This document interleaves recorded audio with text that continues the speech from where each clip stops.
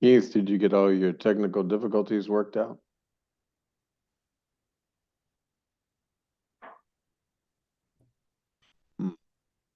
I guess not. Okay. Sorry. Oh, there you did. Okay, we can hear you, and you're not like echoing, and so evidently your technical difficulties are finished. Yeah, my physical difficulties was I had to go to the bathroom there first. All right, there you go. Food body problems, as Maharaj would say. Yeah, and yeah, I got a different computer here, so. Good, good. Mm.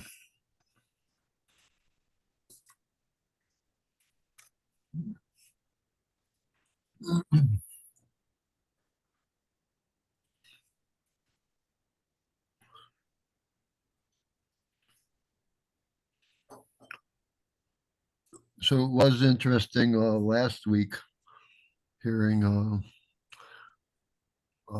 Andrew's uh, concerns because they're basically the same as mine, I guess. Thinking about having I guess you could say attachment, or still being attracted to the worldly goings ons, but I did have a interesting development, especially yesterday. I was doing my daily meditation contemplation and using the concept of excuse me, I got burp. um well, one time I told you guys one time in my past, in my youth, that I had an insight that nothing makes any difference, and it was very uplifting or light enlightening, and felt it was very real, and it lasted for a little while. But anyway, I used that same concept. Uh, Nothing makes any difference, and that, along with the mantra, and just it,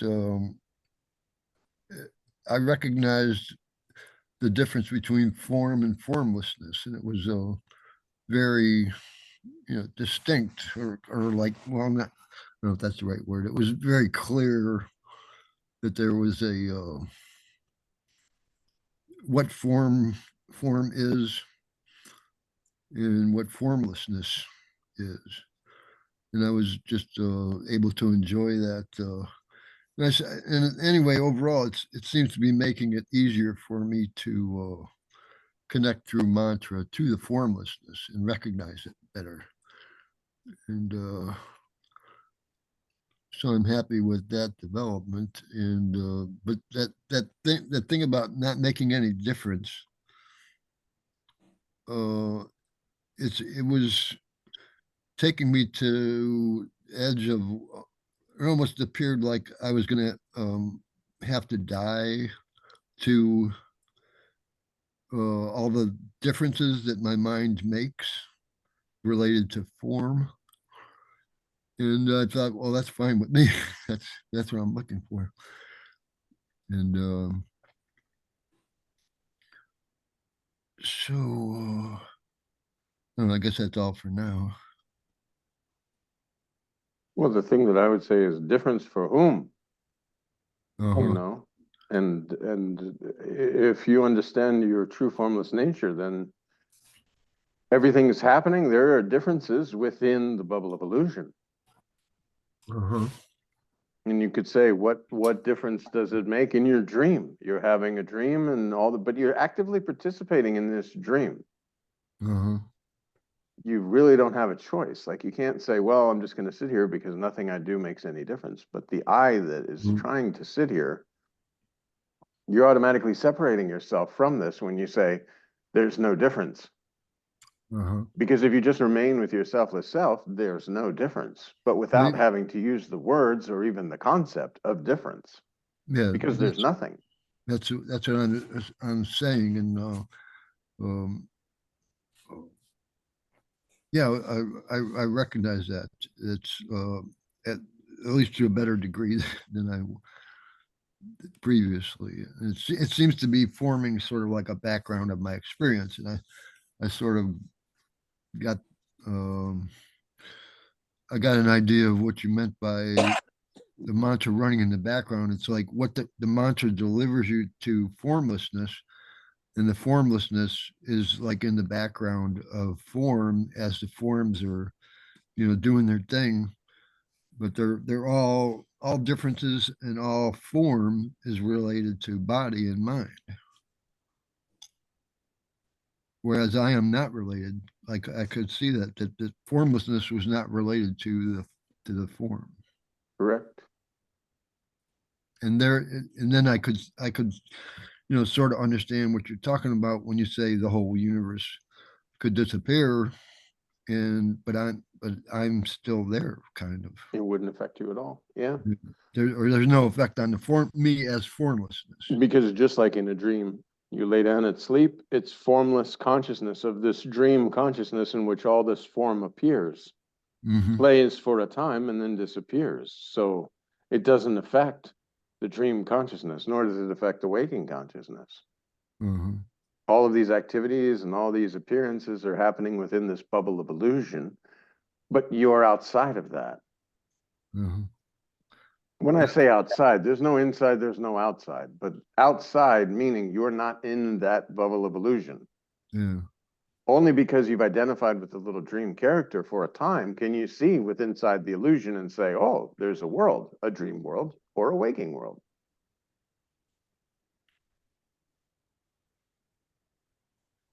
And I still am not sure if I can claim that the formlessness is me. This just takes time sitting with yourself. Yeah. The more you remain with your selfless self, that's why you're saying about being attracted to the world. It is, you have to love yourself more than anything, basically. This sense of presence, this absolute peace and bliss, which is kind of the cookie that you get, or the reward you get for remaining with your selfless self. You get this selfless self-intoxication, this just die, this amazing bliss, Satchidananda, whatever you want to call it. But you desire yourself more than all these passing things. Then it becomes the difference between, lobster and tuna, or a canned tuna and fresh lobster. Like, which do you prefer? You want to remain with your selfless self, that you are. You're less likely to go out and try to give your attention to illusory outside things, because that's like, what are you more fascinated with? What do you enjoy more? You enjoy more remaining with your selfless self. And after a time, you have no choice, because even this concept of remaining with yourself dissolves within yourself. And then you just are. Where all experience ends, there you are. Yeah, and it's not related to anybody else's. Like I can think, well, this must be everybody else's self, but that's not even applicable. Well, there is no everybody else. Everybody else is just illusory body forms with the sense of presence attaching itself and saying, I am this person, separate and apart from the whole, which is not true. And you can see this when you lay down and sleep at night. You attach to a dream body and saying, this is me within this dream, even though you're not aware of yourself dreaming. You say, this is me, and these are other people. Look at all the people, they're doing things. And then you wake up and you realize, oh, wow. Even though for a time that seemed like there was all these people and conversations were happening and all this stuff, it looked like real. But you wake up. Then you realize it has no form left to it. So it was kind of formless too. Finished, and you are remaining. The only difference is then you say, oh, I'm awake. But the reality is the you that you are, these states have appeared to you or on your spontaneous presence. You never change. You never went to sleep. You never were born. You never die. the entire world could just explode in 1 second and there would be no effect. Except on the body relation. Well, but there would be nothing. No, because again, it would just be like waking up. There's no effect on that one that was dream consciousness dreaming. The dream has no effect on you. Would you say there never was any body relation? It just seemed like Of course, it just there's seemed no body. You cannot have body relations without a body, and you're not a body. So how could you have body relations? so it just seems that way somehow. Even in a dream. Even in a dream, it could seem Yeah. like you're having conversations, and when you wake up, you know, well, that was very silly because I was talking to my own self. Obviously, who else was there in your dream? And you don't really need an answer, I guess, for Well, when you know yourself in a real sense, you understand that there's no difference between dreaming, sleeping dream, and waking, walking around dream. You're identified with a dream character, therefore there's an appearance of a world. And the waking up is just to know yourself in a real sense. Well, how silly. How could I have been all this different? Like, how could I have ever imagined that there were separate people with like everybody had their own little minds and thinking, plotting, and planning? It's all you that's so weird. from different perspectives, different telescopes seeing inside this illusion from a perspective of that telescope, seeing and saying, oh, this is what's going on in this life and all the friends and all this. But again, you do the same in the dream. From the limited perspective of the little dream character that you're identified with, you see a world and you see people and objects and everything. But when you wake up, you know, oh, it was all coming out of my own self. So when you know yourself in a real sense, you know, oh, it's all coming out of my own self. Here's your salad. Yeah, just leave it. And if you're within the illusion, you want to refresh your memories of yourself, again, you can understand that you're more like the space in the room in which these people are seemingly doing things than you are the body that you seem to be participating in the world with. I'm still going to be tempted to want to figure out why it forms the way it forms. But why? And I'm In just your dream, do you sit there and say, okay, I'm going to have this dream. We're going to create a river. Yeah, you don't have control over that. No. Or you say, okay, I'm going to dream the scene of a park. And I want to have like a bunch of people here, and there's going to be somebody walking their dog, and there's going to be some park benches. I want the sun like over here. No, it's just spontaneous. Same with the waking state. Of course. Yeah. And when you know yourself in a real sense, then you're not so caught up in what appears to be happening, because you know, I have nothing to do with this world. But it's not that you say, oh, nothing matters. You know, like, okay, within this dream world, if I don't go to work tomorrow, my boss is not going to say, oh, it doesn't matter. Stay home. It's all a dream. It's all good. No, because while you're within this job, this dream, you do your job, you do your duties, take care of your responsibilities. If a doctor says, you know what, you have heart, okay, you need to exercise. Okay, you need to eat better. Okay. Take care of the body. Something happens, you go to a hospital. You don't just say, oh, it doesn't matter.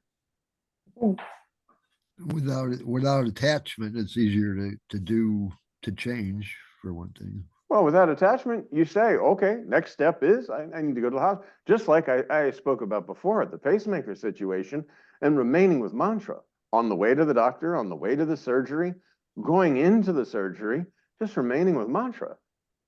It was very beautiful. You just remain with yourself with self and, okay, this is happening, this is happening. Then you wake up and here you are, you've got the pacemaker. You don't have to think about it, because see, the thing is, if you sit there and identify with the flow of thoughts because you believe yourself to be someone that something can happen to, then you extend the concept of time with worry. But why? Just remain with your selfless self. The scenes will appear and disappear, and before you know it, you're leaving the hospital with no experience, no experiencer. It's also easier to see that desires are almost laughable. Desiring for what? You're Mm. formless. What the hell could you possibly want? Be honest. Like, that's why Maharaj says very beautifully, you were not born with pockets. Why try and pocket the things of the world? You weren't born with pockets. Of course, I know I'm going to fall for that trap in an ongoing basis, but Well, and desire for like, okay, I'm hungry. You listen to this. Your body is giving the signal, and a thought comes, I'm hungry. Okay, eat. yeah, I guess you don't really have to take it personal. Exactly. You don't have to create a Keith to eat. Yeah. Hold on. Body is saying it's hungry. Yeah. I need to create someone who can eat this meal. An enjoyer of the meal. I need to create this. It's like the second me or something. There is no second you. You are that. The food you're eating is your own self. Not like I eat my body, but Well, because all the Just kidding. forms are appearing and disappearing within you. I know one guy that he used to eat his fingernails. But there is no ability for you to eat. Yeah. Yeah. The body is hungry, so the body's being fed. Just like the car. You see your car, it's on E, and it gives the little light. If we want to keep the car running, we need to put some gas in this car. Okay, body is saying, through thought, I am hungry. So, therefore, as Maharaj says, an action happens, pick up the water, drink, put it down. Body is now fed. Car is now full. Instrument is available to do what it does. The instrument is there as the telescope to see inside this illusory world and do what needs doing, and to have an experience of being separate and apart from, although you know yourself as not separate nor apart. You're able to imagine so many things because you have a body form in a world. So all relations are body relations. All relations are body relations, absolutely. Mm. Mom, dad, sister, brother, son are all you. Because they're lumps of goo. It's the body factory. Two bodies get together, two pigs get together, they make a pig. Two people, humans, this body form gets together and makes another body form. It's just a body factory. And the presence that you are, continuously understanding, oh, this consciousness of being alive, existing, happens. And then because you're having this experience of existing, you're seeing through these eyes, again, the space in the room sees through the eyes, but has nothing to do with the body. It's like you're the space using this instrument to see inside the space, and you forget that you're the space. You start to think that you're somehow in the space that you are, but you're not. Mm-hmm. You can just cut this, and the easiest way to cut this with mantra, it erases the illusory thoughts, because the fire is always burning, it's just covered with the ash. So these illusory thoughts are done. Fire is bright. Oh, so that I am that. And now go about, do your job, do your duties, take care of your responsibilities. But everything's very light because you're not trying to protect this anymore. You're not like, oh my gosh, I have to get mine. And I can't get mine without taking what you have. Or you've got too much, I need more. But it's all you. And you're formless. And that doesn't mean you can't go. You could buy nice clothes, you could buy a nice car, buy a nice house, do whatever you want. Because it's all illusion. You know yourself in a real sense.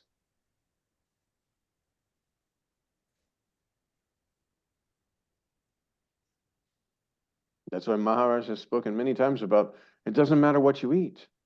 You say, oh, I have to eat a sattvic diet. I can only eat vegetarian or whatever. This is for the body. When you know yourself in a real sense, it absolutely does not matter. Everything should be in moderation, so you're not damaging the instrument with which you're seeing and experiencing the world, as you don't want to damage yourself. But whatever the body wants, take the body. Okay. No problem. No, I'm not body. Well, it seems like there could be a conflict between what is spontaneous, like if you do want a certain type of big house, uh, that seems like a unspontaneous idea. No, because as you're moving to, let's say you get on the internet and you start house shopping. Then you apply for a house. You apply for the application. You go, you see the house.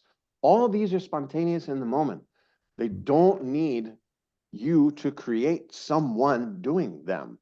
The sense of doership comes after the action. So eliminate this concept of a sense of a doer because you know yourself in a real sense. So you're going to act practically, automatically, kind of. Again, this is practical spirituality. We're not asking you to sit on a mountaintop and, just meditate all day long. No. It's practical spirituality. You know yourself in a real sense. So therefore you do your job, do your duties, take care of your responsibilities. If the body needs maintenance, you go to a doctor. Car needs maintenance, you go to a mechanic. So if you Car do, needs replacing, buy a new car. You understand? But you're not so tied. Everything's very light.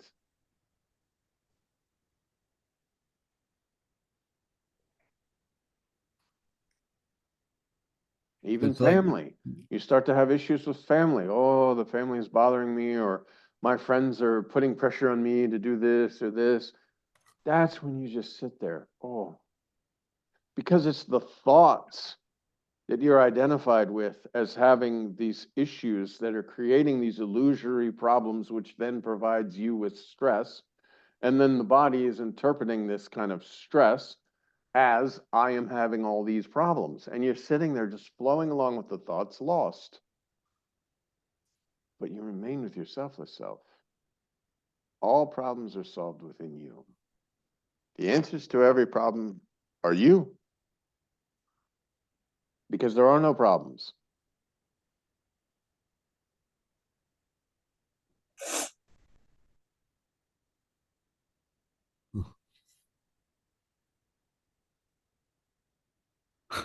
I told that to my psychologist once because I was feeling it. I was feeling like that particular day that there are no problems. She disagreed with me. She disagreed with you? Yeah. Well, again, you have to identify with thought. And as Nisargadatta Maharaj said, psychiatry would be wonderful if the psychiatrists understood the workings of the mind, the reality of the mind, rather than just the science of thought, but understanding that mind itself is illusion. And you can identify with the flow of thoughts and be taken away, or you can stand on the riverbank and allow the thoughts to flow, but not get involved. Therefore, they don't carry you away. There's no place to hang your hat. Without a hanger, how can a problem stick to you? It's these sticky concepts of, I am John. John is having trouble with so-and-so. Okay, there's no John, there's no so-and-so. It's spontaneous, it's presence. How do I solve this problem with having a trouble with another? I remain with my selfless self, and then the concept of myself and another dissolves.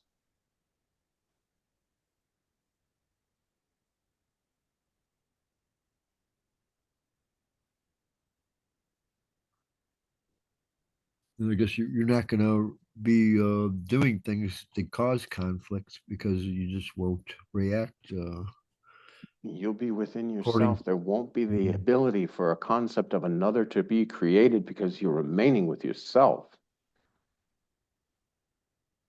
So you always say like, oh, the world needs attention. But if you remain with your selfless self, the world dissolves.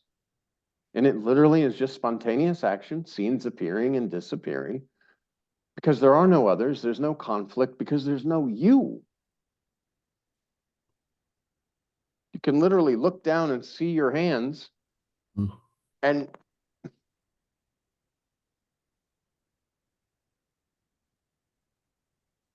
Uh-oh. know you're not body. Without the concept of not being a body, without the words of I'm not body, even without the words of I exist, you know your existence. Directly. It's direct recognition and the projection. You know, in this projection that we call world, because there's a body, you can know yourself in a real sense. Without the body, you just are. There's no ability to know yourself, but also there's really no need to do this, nor is there anyone that wants to know. Because in order to have someone who wants to know themselves, you have to create the concept of duality and then kind of live in it through imagination.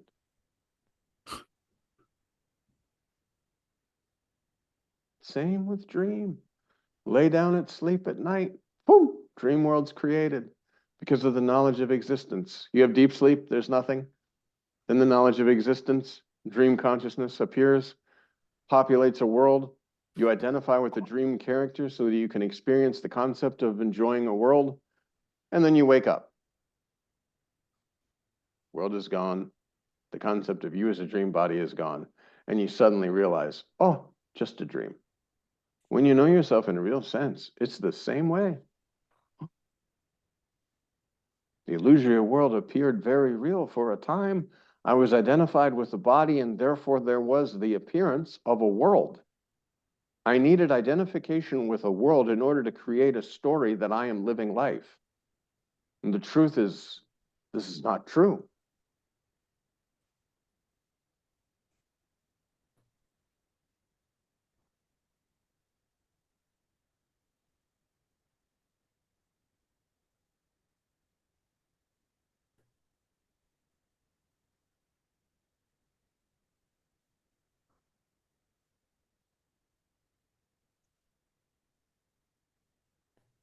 But now that you know it's not true, live life, enjoy.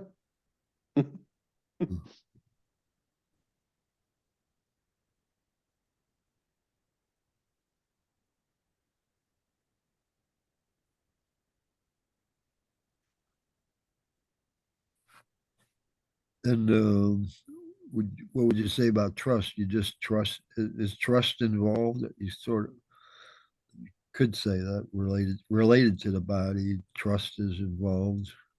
I mean, you would say you have trust and faith in the master while identified with the body form, and you're believing that the master is a body form.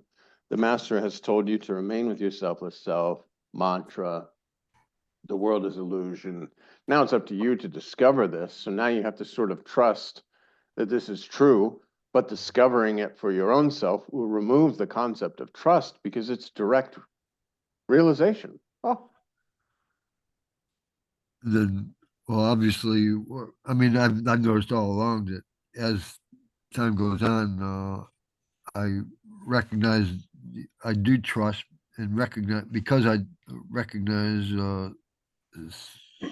what the stuff you say is in my own experience.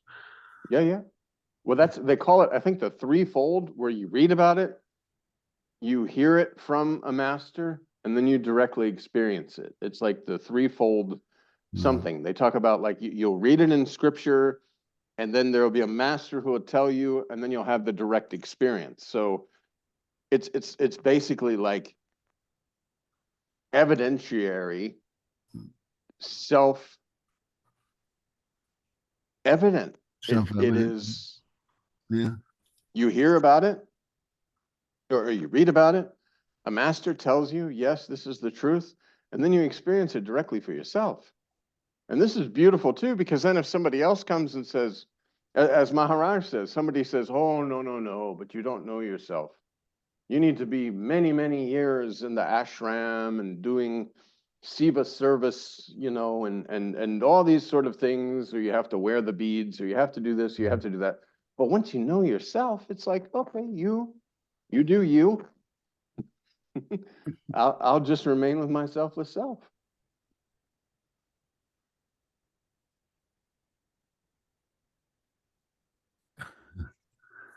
So there is a sort of some lot, I don't know, for like the Tibetan Buddhists have all this uh, sort of ways of dealing with you know, it's like it seems valid to some degree because it's all set up for the purpose of knowing yourself. Well, again, It's good Maharaj to is have. It's just good to saying, have, huh? prior to body, where was Buddha and Buddhism and all of this? Yeah. So you remain with yourself as self, because all this came along with the body, which you are not. So it doesn't really make a lot of sense to criticize or confirm whatever. Why? It's all illusion. Nothing's true, nothing's false. Like, to sit there and argue about the false in Yeah. like, what? My false is more true than your false. Yeah.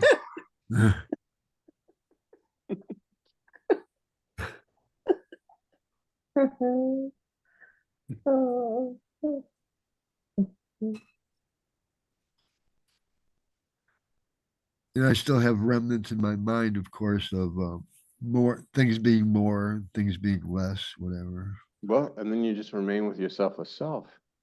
The answer to everything. No more, no less, no nothing. And not the concept of nothing. Because you're remaining with your selfless self. There's not even this concept of a void. Like you say, oh, people meditate for some time and they're like, oh, I came to the void. It was very scary. If that's what reality is, I don't want to meditate anymore. But you're the knower of this void. If you remain with your selfless self, where all experience ends, there you are.